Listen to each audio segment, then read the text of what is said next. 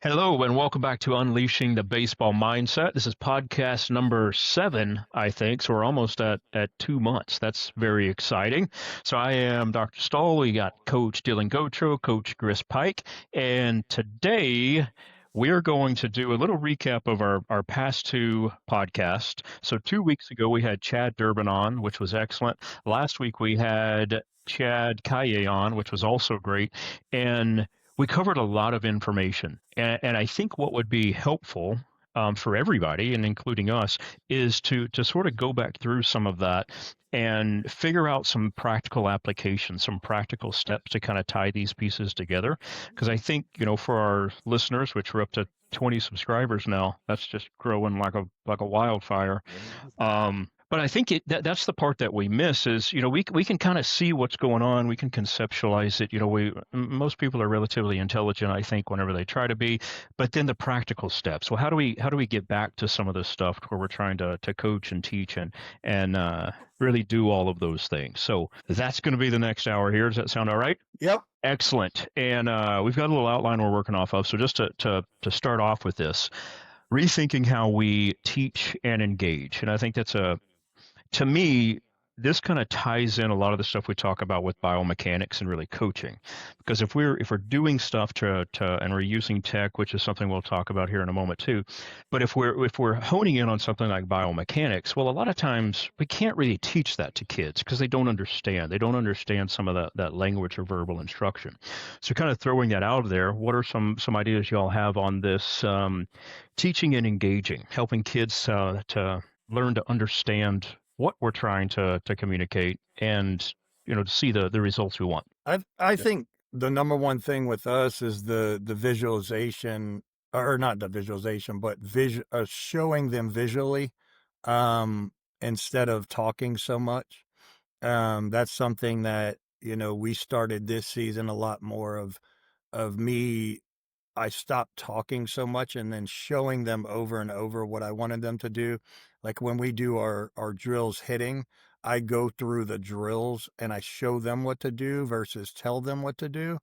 Or I will use, one of my kids that does it very well, and I'll put them up there and I'll show them through, you know, the actual drill. I'll go through the drill with them, with the kid performing the movement.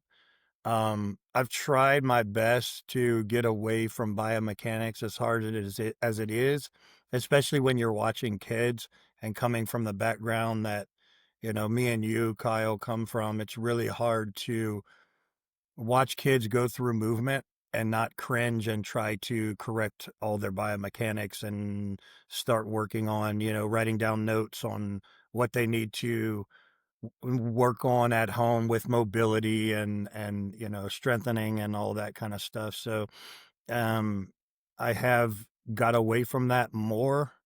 I still do a little bit of it, but I've got away from that. Excuse me.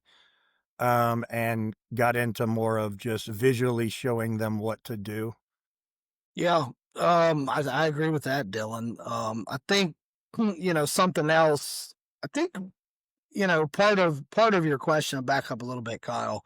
And I heard Chad Kaye talking last week, and he sort of opened with his background of saying, at a different level than what we're talking about, but so many things have changed with in his case college, let's say that, with the NIL, the transfer portal, and what did it do? It ultimately he retired because of it. And the point that made with me was, as coaches on the youth side, we're talking about kids and the differences with the social media and not watching the games on TV like we did when we were kids. So one of the biggest things, I think, is as adults, coaches, parents, is recognizing how different it is now, how different the kids are. And so your question is, how do we adapt? I think, number one is realizing that we do have to adapt. Otherwise, you're going to lose these kids.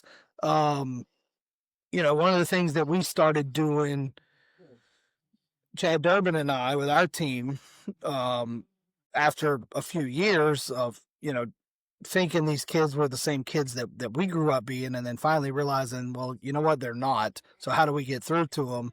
Is you kind of have to play their game, so to speak, no pun intended. And rather than, like Dylan's talking about, showing them too much, we instead of encouraging them or expecting them to sit down and watch a 3.5 hour baseball game, realizing that they're not going to do that, we would selectively try to find little short videos, a TikTok or whatever, and just send those to them, because we always believed the value in having them watch big leaguers or college guys perform these things that we're trying to teach them. And so by sending them little short videos and maybe even pointing out something specific in that video that we wanted them to look for, was able to, kind of accomplish what we wanted without having to expect them to sit down and watch a 3.5 hour game, because they're just not going to do it at all. There is this. I got a question to spin off of that, Kyle, for you. Do you have any research that shows, like, this is something that I would love you to look into if you don't? Oh, I heard that you love me. No, I said I would love for you to look into.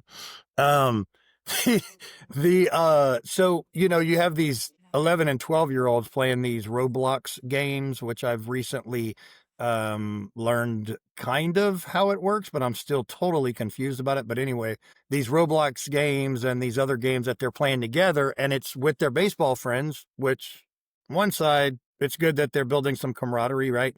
But on the other side, if they're playing like MLB The Show, if they're playing other games where they're interactive in the games playing a baseball game, do you think that would be helpful or no? I do think it could be. We do know that video games are highly influential in kids' behaviors.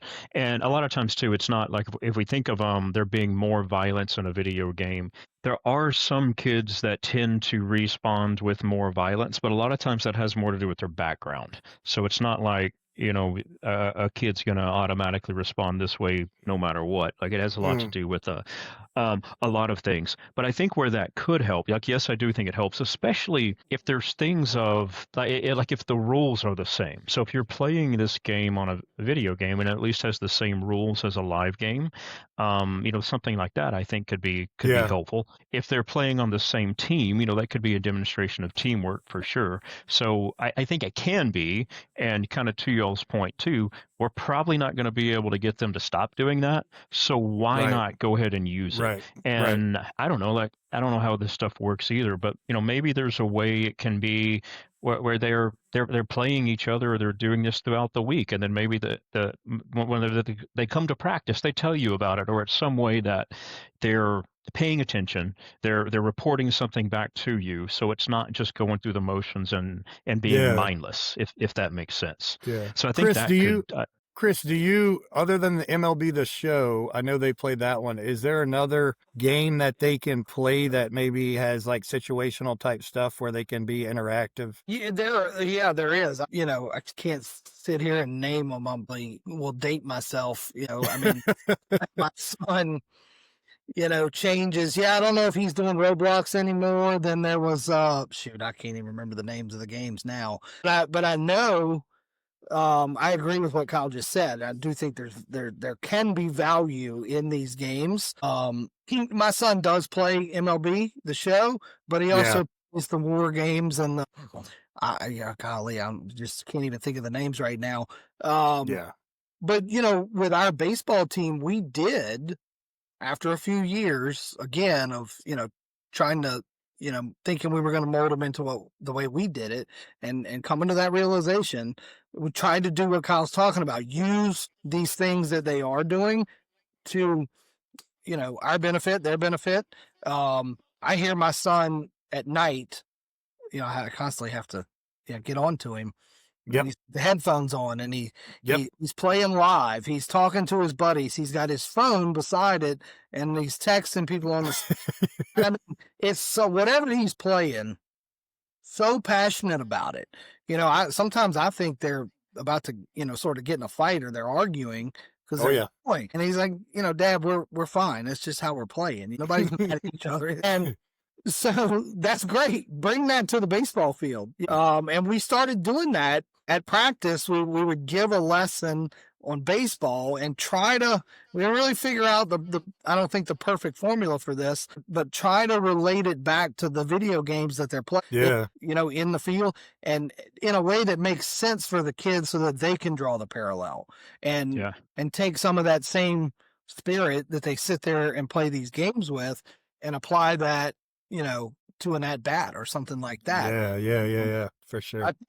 I think we're kidding ourselves as parents, and if we just try, and I did for years, you don't need to be playing that. You need to go outside, throw the ball against the wall. We're kidding ourselves if we think that's just going to happen. Well, and that's where I've been at. I've been in that place, and like take the electronics away from them. Limit their time, which I still agree with that, limit the time. But it's like, you fight this losing battle and you're telling them, no, no, no, you can't do that. You can't have a phone. You can't have an iPad, whatever, gaming, whatever. What does that lead to in the long run?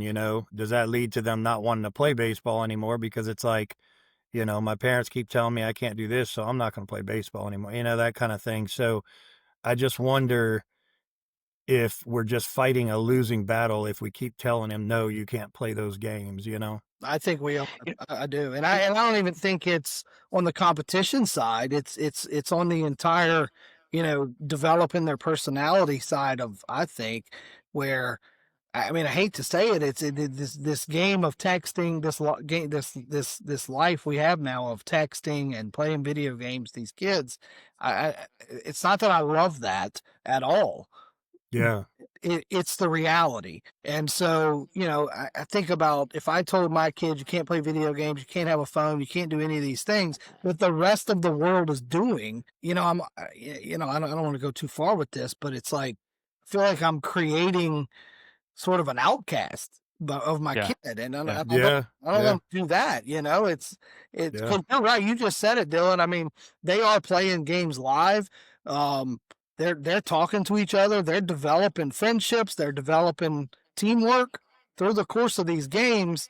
And those are beneficial things. And I want my kid to have that. And so if I take it away, as much as I don't like it, he's going to miss out on some of that. So I think, we should make a distinction between video games and social media. And I think a lot of times we kind of lump stuff in together whenever we're talking about like screen time, right? Because that's what everybody says, limit the screen time, limit the screen time.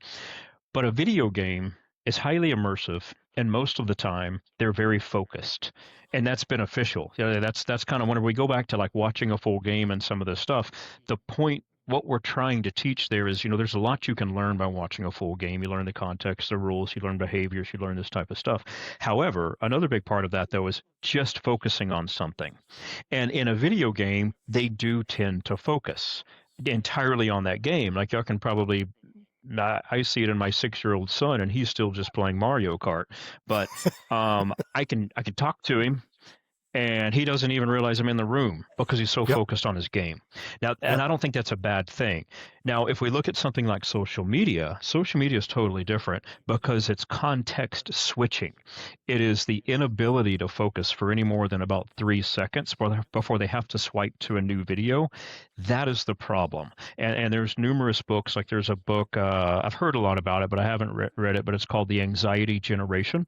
And it's all about that stuff. And he, again, kind of lumps it into screen time, but it's not that. It's more social media. This context switching, this constantly being bombarded by distractions is increasing kids' anxiety. It's related to stress and depression and a lot of those things as well.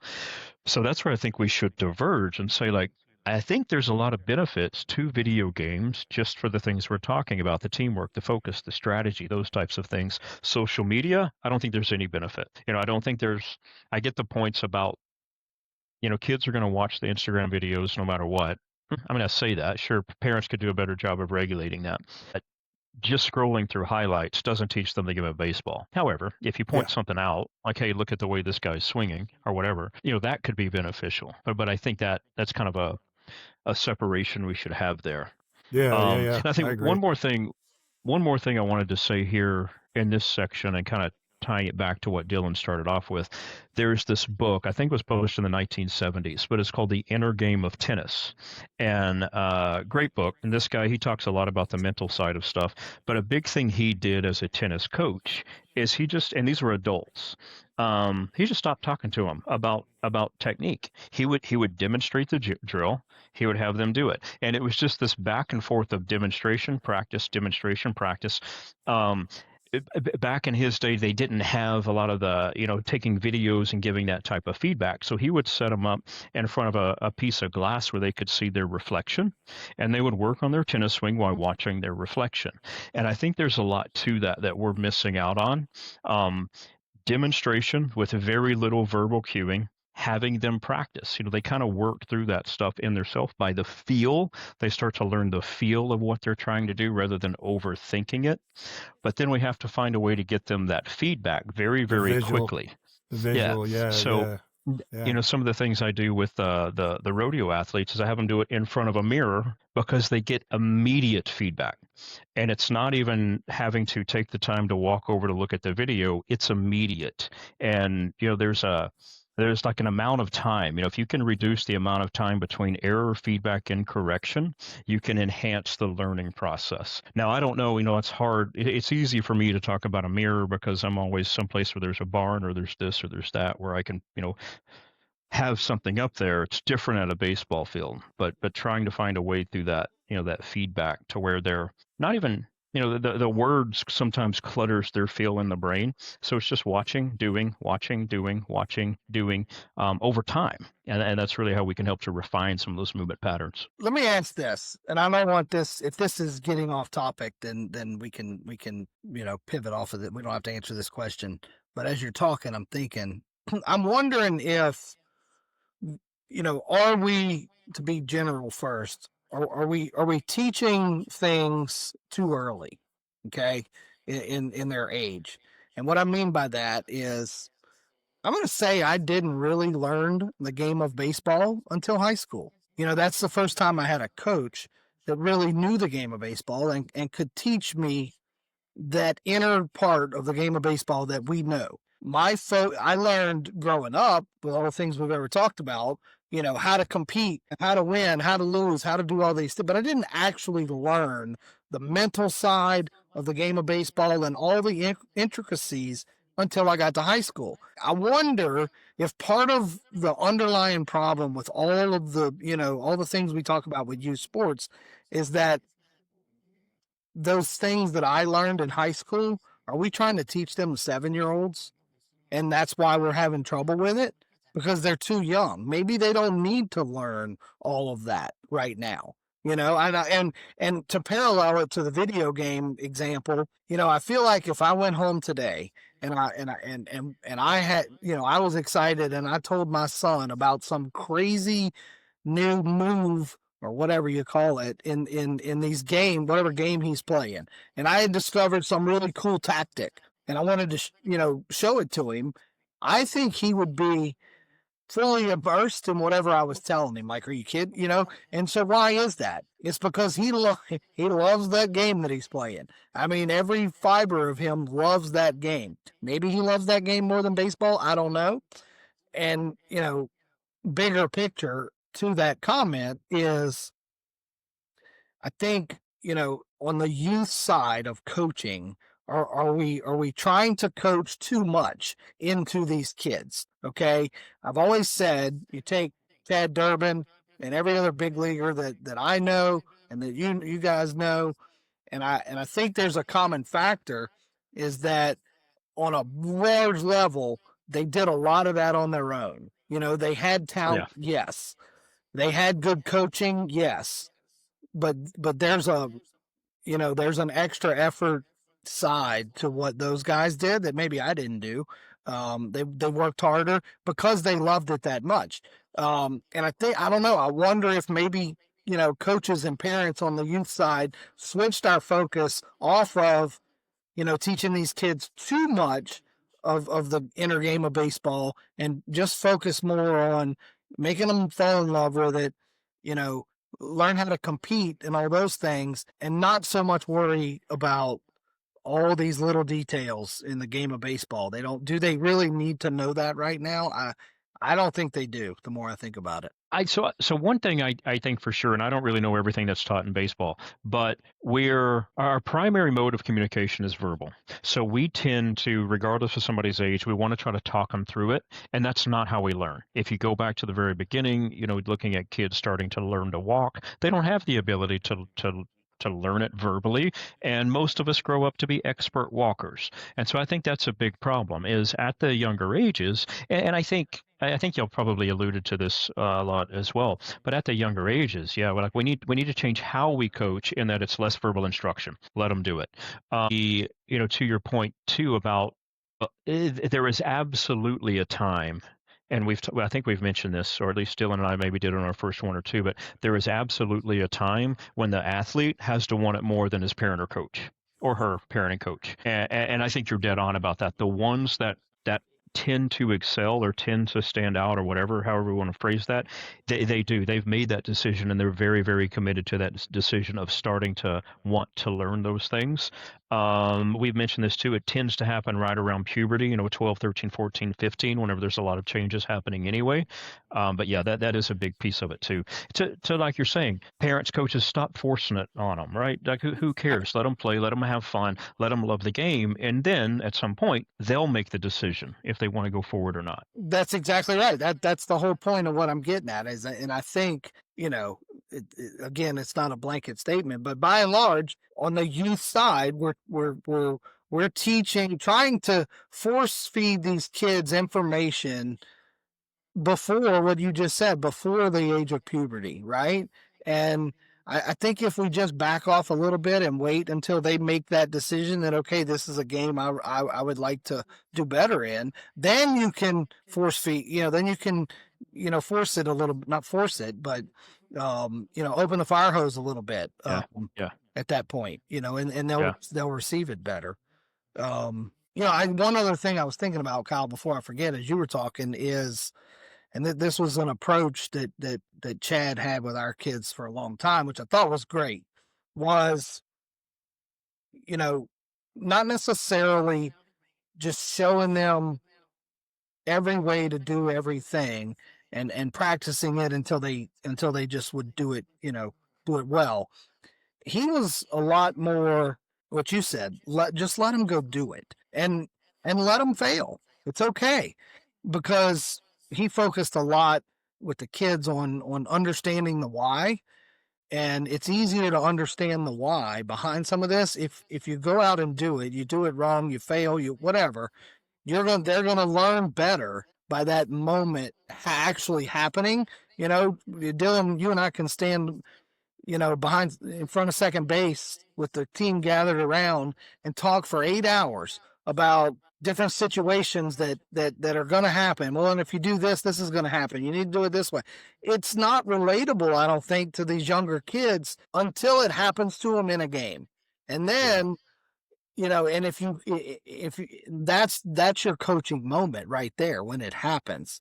You have their attention. It just happened. You don't have to explain it to them. They just witnessed it, and I think maybe if we again sort of had that focus as parents and coaches, of like Kyle saying, let them do it, let them fail. It's okay, and they'll learn better that way. Yeah. It always comes back to the parents though, and again, all of us being parents of athletes.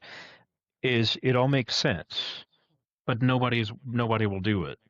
And I don't. We finished our baseball season, and again, these are 6 to 8 year olds, and it was kind of a weird thing where my son has a great coach and all of that, but you still kind of see that throughout the season.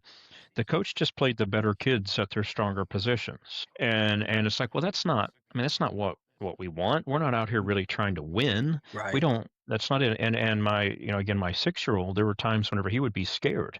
Like, well, what are you scared of? I don't want to mess up. I'm like, well, you're gonna mess up, so I don't know why you would be scared of that. But again, it sounds great, and I think individually you get parents and talk to them, they're all going to agree. But whenever it comes down to it, it's like collectively they're not supporting that. even though they Yeah. would agree with that, most of them anyway. That 100. Yeah. Because then if there's certain things that if you don't do, you won't have a team, right? Yep. And that's the unfortunate part is there's so many parents that if they don't agree with what we're talking about, well, they're just going to go find another team that does care about winning, Yeah.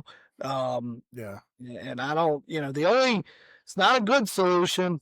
The only solution that's really coming to mind on that respect is the coaching resume. Okay. And what I mean by that is, our parents' attitudes towards Chad Durbin versus me and a couple of other guys that also coached with us.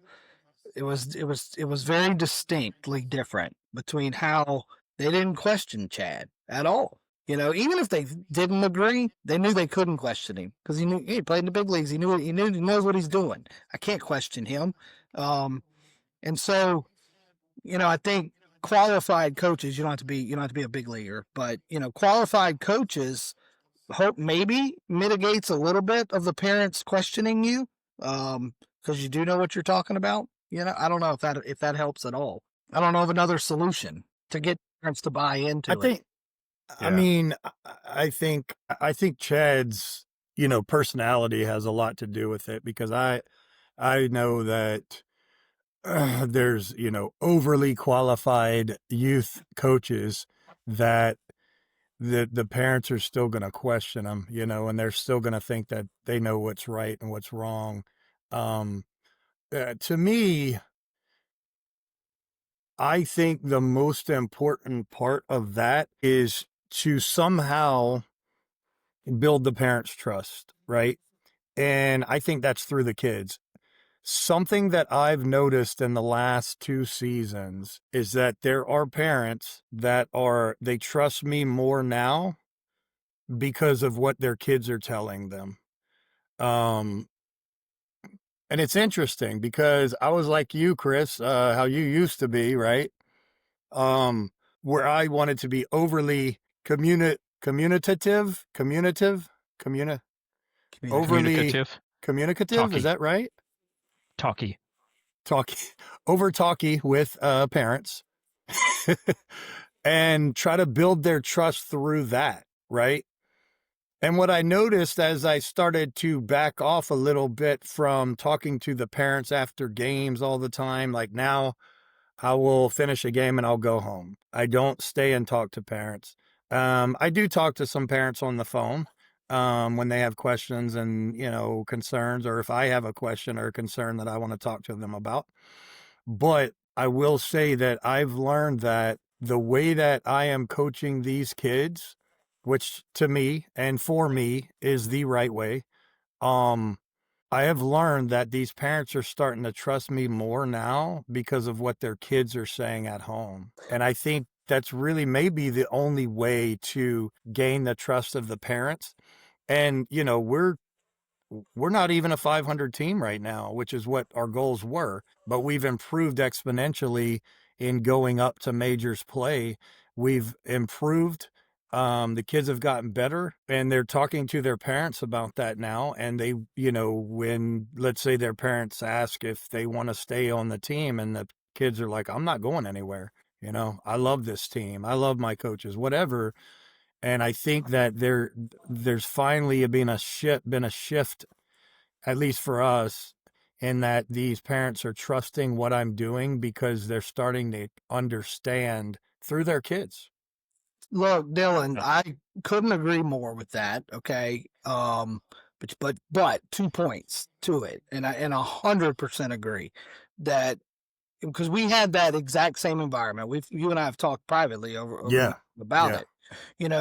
At 11 years old, we had complete buy-in from the kids, which led to exactly what you're talking about.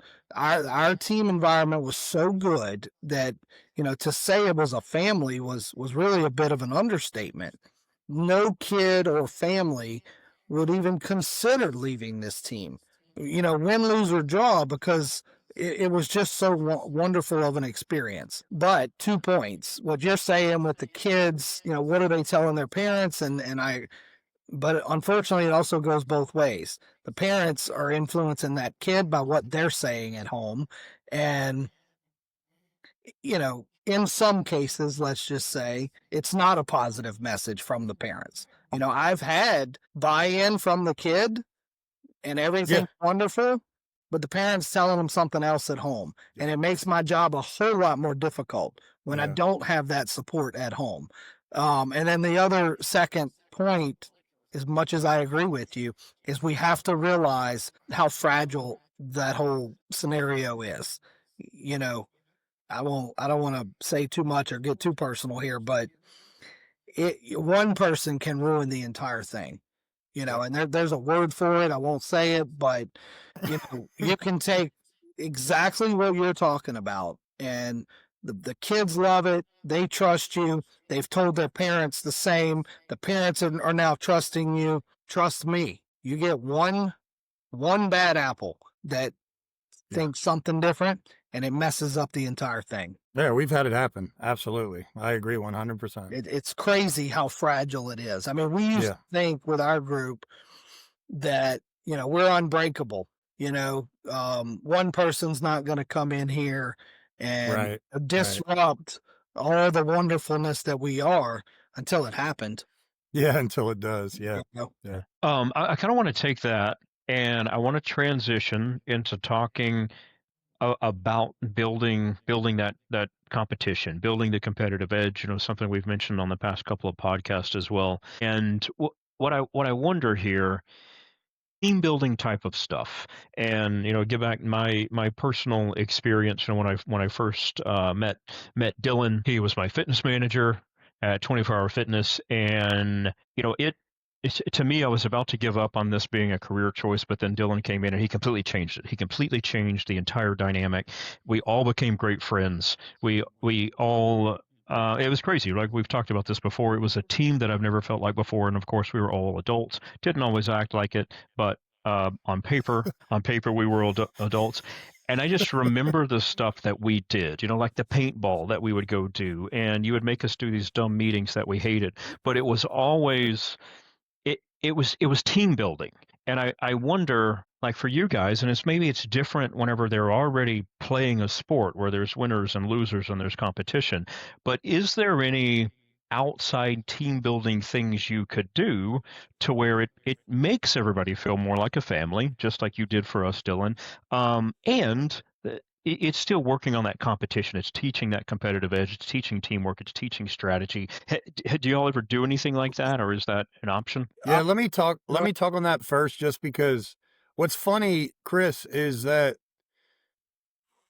as I think about my time at Southlake, I was there for right at about a year, right? And this Southlake is where I met Kyle. Did I hire you, or you were already there? No, I was already there. Yeah. So you didn't get canned. I didn't fire you. Didn't fire me. Huh.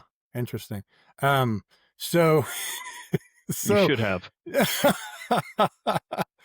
Yeah, we won't get into that, but I think about that, and it's funny because it correlates so much to the Black Sox, Chris. It's very, very similar. I've never thought about it until he just said that, and it kind of was like, with having you on the podcast, Chris, and like thinking about it, very similar scenario, and that just a bunch of guys together didn't know each other at all. When I come in, I'm a new fitness manager. They were a failing club.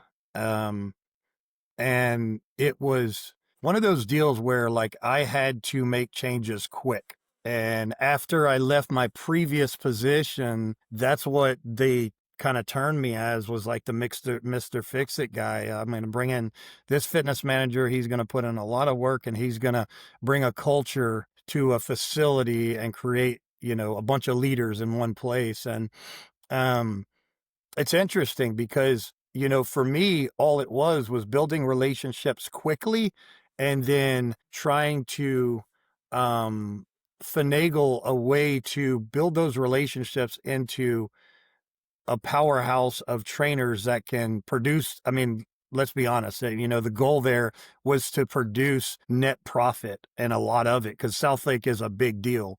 And that gym was supposed to be, like $1 million a month profiting club, and it wasn't with the previous people involved. And so I got in there and that's always been my thing, man. It still is with baseball. It's building relationships that can last forever and really changing lives. Like that's same thing I did with CrossFit. I just wanted to change lives. That's it. Right. And, with my teams, we do those sorts of things. The problem the problem is with baseball is that you're doing it so much that sometimes you get some of that pushback from parents that don't necessarily want to go to the team bonding experience or whatever. So what I started doing is, because you get into the dog days and all that, and you just keep going and keep going and keep going. And then you kind of step back and realize, oh crap, like these kids need to have some fun. So I'll bring wiffle balls out, I'll hide them, wiffle ball bats, wiffle ball balls, and all that stuff. And then we have a wiffle ball game, and they have a blast, right? And the outside of, let's say, the baseball park thing is a very tough thing to do, I find. I'm trying to think, like we have played kickball, wiffle ball, just different things for them to do. To just let them have fun. Yeah, look, I'll jump in. To Kyle's question, and yes, those things are good. And I'm gonna tell you what we did early on. So our team started 7 years old was our first year together as a group. We became knights, but before that, at 7 and 8 year olds, we were the voodoo. So, and we give all Chad's wife was the visionary behind this. We had at the beginning of each season what we called the voodoo games. And we went to their house, parents, kids, everybody. And she had developed individual, competitive and team building events, I guess. We had a little fear factor event where we would put cups of nothing, like a real fear factor. These are 7-year-olds, but make them eat mayonnaise or something, anything that a 7-year-old would think was gross. And we would have one of those, and who won that event. We had potato sack races, we had egg toss, and and at the end of it we crowned a champion, and we had a wrestling belt that the winner got to keep until next year's voodoo games. And I'm gonna tell you, the kids loved it. I think the parents enjoyed it. It was fun. The main goal was fun. Another goal was, especially at 7, we had this new team, and outside of a couple of kids, nobody really knew each other at all. And so it was a crash course in getting to know everybody. Goofing off a little bit with each other and building a little bit of a team. And it worked. I think you don't necessarily have the team building things don't have to be baseball. I don't think there was an actual ball was part of our voodoo games at all. The egg, a raw egg was the closest thing to a baseball. and so, yeah, I think take your mind away from what can I do on a baseball field to build teamwork. It doesn't have to be on the baseball field. It can be anything else, and so I think those are great things. Yeah, and I think of that of like, doing a ropes course for kids, laser tag, things like that, to where they're teaming up there. I know I love the voodoo games. That sounds great. Yeah. But other things too, to where it is building a little bit of that competition, but getting them to feel like a team. That is, I think, probably the most important thing. Of you're going to spend a lot of time together as baseball players, especially whenever you get to, the select and stuff that you guys do. So you need to be friends and know each other, and have those types of connections. Yep. What about other ways to build a little bit more of that competitive spirit? And we've talked about this in the past couple, to where I think we learned, and even though I didn't play a lot of regular organized sports as a kid, you kind of learn the value of competition just from being a human out trying to get to know other humans, to where you kind of learn at a very young age of, like, you can play with this toy, you can't really play with that toy, this is how you share this. And then that builds to where you start to learn competition and teamwork that way. And I think a lot of kids are missing that these days because people, maybe there is more screen time. There are more video games. There's more, thinking of my son growing up right in the midst of COVID. Well, we couldn't go out and interact with other kids his age. So let's say you get a kid that maybe experienced that, and then you get them there to the baseball field. What are ways y'all have used or ideas you have about building that competitive spirit through practice or through anything else? I've got I two. think Go ahead, Dylan. I think practicing with competition and practice, like having drills that you do competing against each other, I think that's really good. Even intra squad can be really good. But one of the main things for us is like competing in base running drills, fielding drills, hitting drills, creating that competition during practice. That's worked great. Look, I'll say this very specifically. What is a way ask any of our kids today over 6 years, what's the most fun thing that they did? And I think more than half of them would tell you this. So back up, Kyle. You said not only are the kids missing out on it, on that competition, but I think maybe we're not giving them enough credit. They're also craving it, and we're not giving it to them. So we played a little game, not every practice, but a lot at the end of practice called Knockout. And it's not anything new or groundbreaking. I'm sure everybody's played it, or maybe you call it something different, but you get in the box, everybody gets, you get a ball in play. You get one ball in play. And if it's a hit, judged by the coaches, or good contact, a barrel, then you're still in. If you get out, you're out. And it's a process of elimination, and you're going to have one man left standing, and you win knockout. And I'm going to tell you, these kids, it was a full blown competition. You get in the box and get a hit, or hit the ball hard, and you're still in. And if you don't do that, you're out. These kids loved it. I mean, they would come to practice, and in our little pre-practice, 3-minute speech, they're raising their hand. Coach, can we play knockout today? I mean, it's what they want to do. And so why not embrace that? It's a perfect competitive drill, and they want to do it.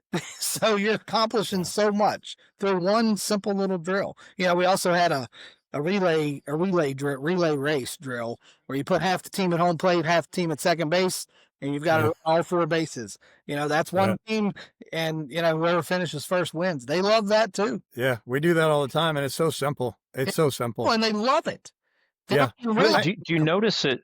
Do you notice it building a competitive spirit that relates to anything else? Like I know we play some of the same games in practice, but I guess I never. And yes, they get very, very competitive. But have you noticed if that translates to other things? They appear, does it? I mean, as a coach, take the knockout drill. So you do that enough, and these kids learn the value of a single pitch and needing to hit the ball. You may only get one shot. I mean, we used to teach them that Chad was famous for this. You have 3 strikes for a reason. You get one, the umpire gets one, and the pitcher gets one. So only one of those strikes is for you. You better hit it, right? Yeah. So knockout teaches that. So to your question, Kyle, in a game, what do I tell a kid, who's up to bat, and I pull him over to third base and I give him a little 4-second pep talk. What do you tell him? Hey, go play a knockout. Go play knockout. And okay. You get in that frame of mind where this at bat in a game is just knockout. And I think that's how you relate it. It's pretty simple, really. Yeah. It creates more competitive at bats for sure. For sure. Because, we know and we used to teach, hitting is mental. I mean, it's a big part. It's a mindset. There's a mindset to hitting in the box in a game and hitting. So I can talk about mindset with an 8-year-old all day long. It doesn't mean anything to them.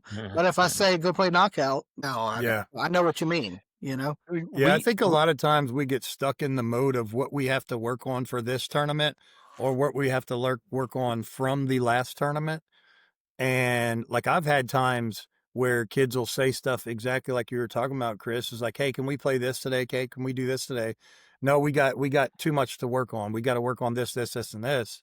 And I think giving them that number one, makes them happy, and number two, it does create that competitiveness. Yeah.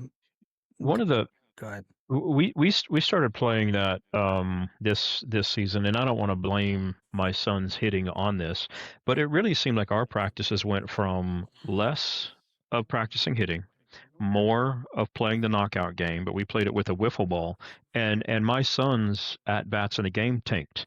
I don't want to blame it, but but it seems like that. And to me, I always thought too of like, well, the wiffle ball's different. It's fun, it's great. But he's 6 and it's different. It travels differently than a baseball. And I think my son actually needed to work on some regular batting. But again, he's 6 years old and who knows what was going on. I think, yeah, I mean, there's definitely a difference in a wiffle ball, I guess. Just, yeah, tremendous. Instant feedback. I mean, for a kid, it doesn't feel the same. Another drill I just thought of. Even when we were younger, we play home run derby. Well, how are we going to play home run derby? And they can't hit it over this fence that we're on this field that we're practicing. So we took all the bat bags and we lined them up, say right behind second base, and that's a home run. Let's play home run derby. And that works. Let me say this one thing. I even wrote this down yesterday as something to talk, and I believe it fits right here. So another team that we played over the years, I may have mentioned this on a previous podcast. I hope not. There's another team in town, and they just always hit the ball really well. They competed better than anybody. You could have equally talented teams as them, but they were just hard to beat. And well-known coach. And we went to him and we said, "What are you doing? What are you doing at practice to create this?" And he said, "I'll tell you. It's real simple." He said, "I understand that kids are not the kid I was. They don't go home, throw their booksack in the laundry room, and go outside till dark and, hit 800 tennis balls." He said, "So we do that at practice because they're not doing it at home. Dylan, we didn't have to do that at practice because we got 1,000 cuts a week in our front yard. Well, these kids don't." So this coach recognized that. And he said, so all the things that we're playing backyard baseball at practice, that's what we're doing. All these fundamentals, all this technical stuff that is so much of a part of the game. He said, I just teach that during the game. I let it happen, and then I teach them during the game because he doesn't care about winning. They do win. That's a byproduct. Yeah. Is that they did win, but that's not his focus. His focus is on, let's play backyard baseball, which was a term we used all the time with our kids. Just go play backyard baseball. So that's what their practice was, backyard baseball. And the game was the real, details, I guess, of fundamentals and biometrics and all these things, all these other things that we're supposed to be teaching. Don't do it at practice. Do it during the game. And I'm going to tell you, it worked for this guy. Yeah, that's interesting. A couple more things on this one, just to point out, and it's been stuff we've alluded to or talked about before, but whenever it comes to building competition, I think one of the reasons kids may not appear to be as competitive is fear of failure, right? So they don't want to try, because if they do try and it doesn't work out, then they feel bad or they feel like a failure. I think as coaches, that's where, and parents too, we can come in and making sure we're emphasizing and reinforcing that effort over the outcome, so that way they don't feel as much like a failure. So it is, and this would be, compliments all the time, not saying that you never want to try to tweak things, but great swing, strong swing, great stance, like whatever the case might be, to where when they get up there, they're more so focused on that. They're focused on the process, and then that creates a sense of confidence in competition, to where they might try a little bit harder, or they might not be afraid of not trying, if that makes sense, and then they end up doing better. So I think that's a big part of competition too. Is we think of competition oftentimes as winning or losing, but that's not really it at all. It's the way they play it at each moment, and the effort that they put into that. That's exactly right. And that's probably, to me, just the biggest problem with everything we talk about is this definition of failure, right? It's not Oh, you lost 5-3. You failed. No, it's not it at all. There's just too much emphasis on that. I mean, I've mentioned a couple of times, and maybe we can do a show on this one day. And everybody, maybe the 20 listeners can look this up, or subscribers. It's called. We have more listeners. They're just not freaking subscribing. No, so subscribe to the show if you're listening. The Player's Way. Go look it up. The Player's Way, and I don't know all of it, okay, but it's a complete alternate way of scoring things. If I'm up to bat with less than 2 outs and I've got a man on third base and I hit a ground ball to the second baseman and he throws me out at first, but that run scores, did I fail? Absolutely right. not. And every baseball coach knows this. No, it's not a failure at all. Right. You gotta, the parents don't know. Let's just not care about that. Make sure these boys understand. And we were able to do that. I loved when any one of my players would do exactly that. And as soon as they, touch first base on that ground out, they're clapping their hands. They know what they did. Guys are coming out of the dugout congratulating them for doing their job. That's it's up to us to make sure they understand that wasn't failure. It wasn't failure at all. Yeah. Yeah. And I think that's a big part. It seems like there's so much of that in baseball. So to me, you look at most team sports. I mean, maybe I just say this because we talk more about baseball, but like in team sports, right, there's going to be 50% win or loss every time you play a game, right? One team's going to win, the other team's not. However, the emphasis on personal statistics, and of course, in all sports, they have their personal stats. But it seems to me like in baseball, there's more of an emphasis on these personal stats, and not necessarily in a bad way. I'm not trying to say that everybody's just too selfish and they only care about themselves, but it is like your personal stats. I feel like they put a lot of value in their personal stats, but to your point, that doesn't necessarily reflect what happened in the game. But maybe it does. I mean, maybe where I'm thought of that too is personal stats in baseball. Maybe it does account for that because you could still be out, but you get an RBI, right? Well, that's right. And again, that's a big part of what this Player's Way thing is transitioning to other statistics and other ways to measure, rather than that just going in the books as a ground out. Yeah. It should be scored as something else because that was a win. Look, I think and this kind of gets into something bigger, which we can do later. But to your point, Kyle, statistics are obviously a huge part of the game of baseball, but should they just be that way for, college and professionals? We're putting too much emphasis. I don't think there's too much wrong with the statistic side of those levels, right? Those coaches, the other players, they understand all the other things we're talking about, whether that was a hit in the books or not. The problem is, I think we put too much emphasis on these stats for an 8-year-old. And they don't, and I think that's back to the social media.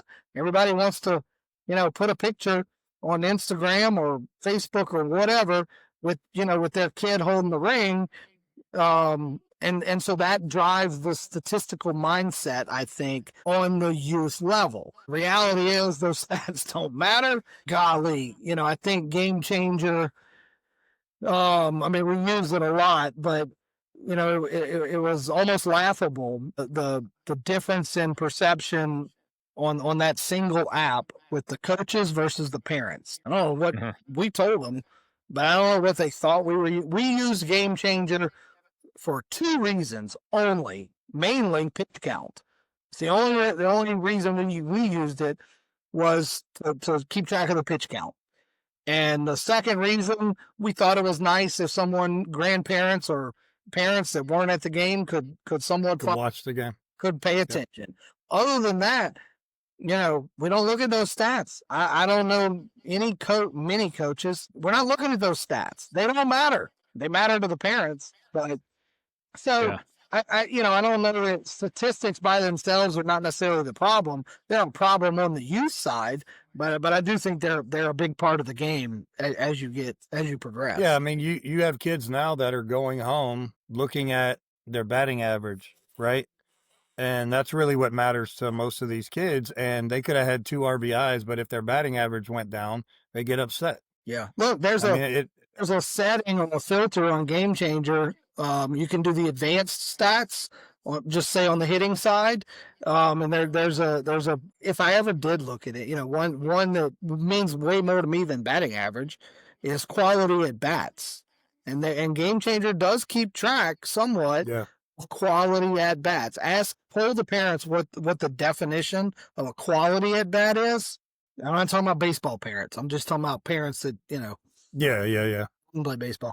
They don't know what a quality at bat is. I mean, you struck out, but you saw 12 pitches. Right. I mean, it's pretty good at bat, Hell yeah. Hell yeah. And so, I don't think that part, statistics are always going to be a problem in the youth game, because I don't think that there is any solution to coaches and parents being on the same page. An understanding of the statistics, a relevancy of the statistics, there's a huge disconnect there. And I don't think either side, I know the coaches, I know their side, it's my side, and I'm not going to the other side. They're not going to become, that batting average is not going to become more important to me. And on the parent side, I don't know that it's going to become less important to them, So I don't know that we'll ever solve that. I think one thing I'd like to throw in here to kind of start to wrap up, and when I think about competition, and again from a youth perspective, especially youth sports, sports, youth, teen, adolescence, all of it, but the old saying of it doesn't matter whether you win or lose, it's how you play the game. And I don't know if people really put a whole lot of thought into that, but to me that means, again, it doesn't matter whether you win or lose, but then that playing the game, are you a good teammate? Are you competitive? Are you supportive? Do you bounce back quickly? Are you there to help? That's what matters. And what that means is, if you are that person, regardless of the wins or losses, you will be asked to play more. And if you go all the way back to playing kickball in elementary school, sure, the kids that kicked the hardest, they got picked first. But if you continue to be that person that was, again, you were still in there, you were competitive, you were supportive, you would also continue to get picked. And I think you take that and you put it to this game of trying to just emphasize that, again, of all the stuff we talk about, and trying to put the focus on those things, process-oriented things, and just really the being a good teammate. I think we've come back to that quite a bit, to where that's so important in a game like baseball, and making that the emphasis. You will continue to be able to get picked to play the game. Yeah, I think it's a great point. And I'll keep it short. I've always said baseball is for me, of all sports, the greatest analogy for life, more so than any other sport. Now, look, if again, it goes back to, mindset or focus. If you want to be a big leaguer, at some point you're going to have a lot of wins, right? I mean, you're just going to have to be a guy that wins a lot, if that's what you're going to be. But let's just assume at 8 years old that we have no clue, and there's nothing that any of us can do to make this kid or not make him a big leaguer. Okay, it's completely out of our hands. So why don't we focus on what you're talking about, Kyle? And to that quote, it's not a matter of whether you win or lose. If you take the wanting to be a big leaguer, or even wanting to go to college, and if you take that out of the equation, then I would agree. The wins or losses don't matter. What matters? Be a good teammate, because that's going to apply to you when you go get a job and you have to work in a company with other people. Learn how to win, learn how to lose, learn how to. Kai had said it last week. Now, I love the Mike Tyson analogy. Everybody has a plan until you get punched in the face. How are you going to get up? Those are all life lessons that you learn through this game. So if you're learning those lessons, no, it didn't matter that you won or lost the game. Honestly, it's completely irrelevant, because we're playing this game. I mean, put whatever percentage you want on it, these 7-year-olds that are not going to make it to the big leagues. we don't have to say it's 100%, but it's pretty close to that. Yeah. You know, that, and so if they learn all these other life lessons, 100% of them are gonna, grow up, get married. They're gonna have kids probably. They're gonna have a job, and they're gonna need all these things that they learned in baseball. And so I don't know. I just think that is success, right? And again, I don't think enough people look at youth baseball in that light. That's the whole. And we didn't get into the travel ball versus non-travel ball. We can do that another time. But that's the problem with that model, is that it takes the focus off of all these life lessons and it puts it on, well, let's just go win because we're all going to be big leaguers. No, you're not. I got nothing to add to that. That's perfect. Yep. All right, guys. So I think that's a good time to wrap up. Maybe next week or sometime soon we can go over some of these other bullet points we had. I think that was a good conversation. We could keep going there.